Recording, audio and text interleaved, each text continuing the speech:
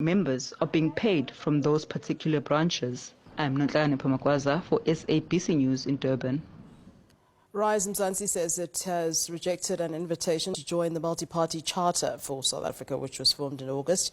The pre-election pact involving 7 opposition parties hopes to win next year's elections by unseating the ANC and keeping the EFF out of power. Party leader Songezo Zibi says that the arrangement would not work for RISE Mzansi. The party's policy cluster has unveiled 6 policy pillars as it prepares to hold a People's Manifesto convention next weekend, with 800 people expected to attend. The multi-party charter coalition for South Africa has reached out to RISE Mzansi to join them, but the newly formed party has said no. We've also been asked by some would-be donors that we would get assistance if we are part of the multi-party coalition.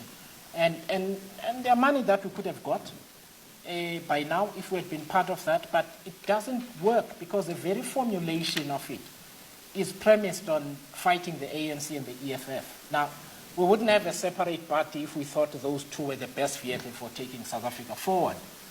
But South Africans want solutions, though. They want this stuff that we put up.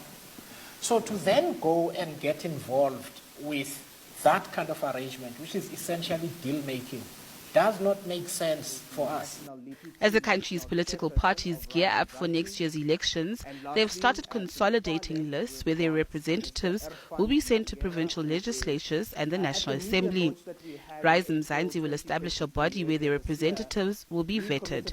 We will have a number of actual steps that are put in place and processes to manage that, one of which will also involve the appointment of an independent nomination and vetting committee, which will include, again, several people who are, highly regarded in society and whose track records are essentially well known and well defined. Asked if the IEC's political funding system should be given more powers to ensure that there is accountability from political parties when it comes to declaring contributions their donors have made, this is what Zibi had to say. I think, in principle, we should have as much transparency as possible in the system, in the manner in which I described. But that also needs an environment in which political party donations are par for the course and people don't get victimized for it. Because people are really afraid. And you can ask other political parties, they'll tell you the same thing. Meanwhile, the party unveiled its 6 pillars, including economic justice and inclusivity, nation building, family, community, governance, and climate change. Natasha Piri, SABC News, Johannesburg. Anti-apartheid activist and former Foreign Affairs Deputy